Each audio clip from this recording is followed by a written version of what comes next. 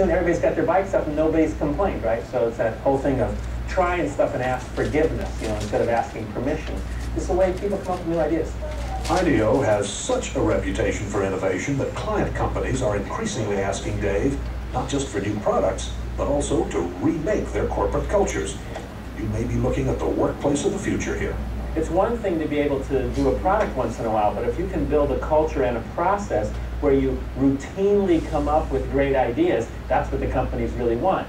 Okay, Peter, we're done. Back at the shop, it is 6 o'clock. The 4 mock-ups are ready for showing. Baskets also can be, if you think you will have more volume, baskets can be put in. A modular shopping cart you pile hand baskets onto. A high-tech cart that gets you through the traffic jam at checkout. You could mount a scanner on the shopping cart so that you as the customer, as you pull it off the shelf, could scan each item. One that's built around child safety, and another that lets shoppers talk to the supermarket staff remotely. Yeah, where can I find a yogurt?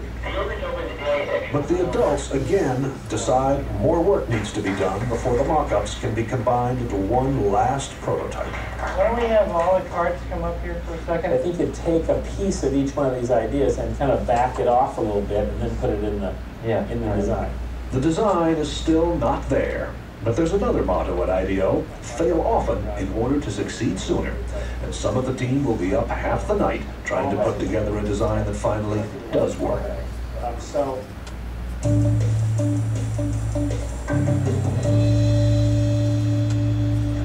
It is day 5, and Dave Kelly has no idea what the final cart looks like.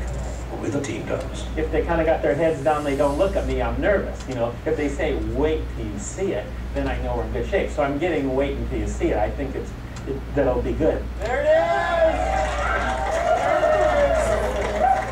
So we took the best elements out of each prototype, designed this entire cart in a day, and then this cart was fabricated in a day with an amazing team of people in our machine shop pulling this off, working in shifts throughout the night. Wow, I'm impressed. So are we. The cart, which is designed to cost about the same as today's carts, is different in every other way. Hand baskets that stack in a metal frame, and major improvements for all. You just lift the handle up, you drop the, put the children in, and then you can close the handle right over them, and they instantly have some little bit of a work surface that they can play with. What do you think? Well, I'm very proud of the team. I think it's great. Does this work for you? Works for me great. It's also beautiful. I mean, let's take it over to a local supermarket and see what they say. Yeah, it works really well. The cart's wheels turn 90 degrees so it can move sideways. No more lifting up the rear in a tight spot. And you shop in a totally different way. Rather than taking your cart everywhere you go in the store, through a crowded store like this, it's much more efficient to take a small basket, rush around to where the shelves are, and come back and put them here, and treat this as like a center for your shopping.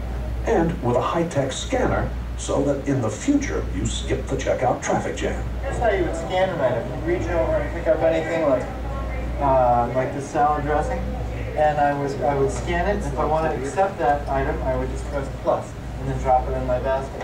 Because stores don't yet have those high-tech scanners the team designed, checking out today means doing it the old-fashioned way.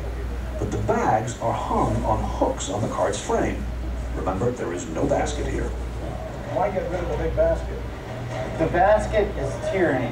The basket is tyranny because it's not really needed. If all your stuff ends up in bags, why need the basket in the first place? Talk to me about theft.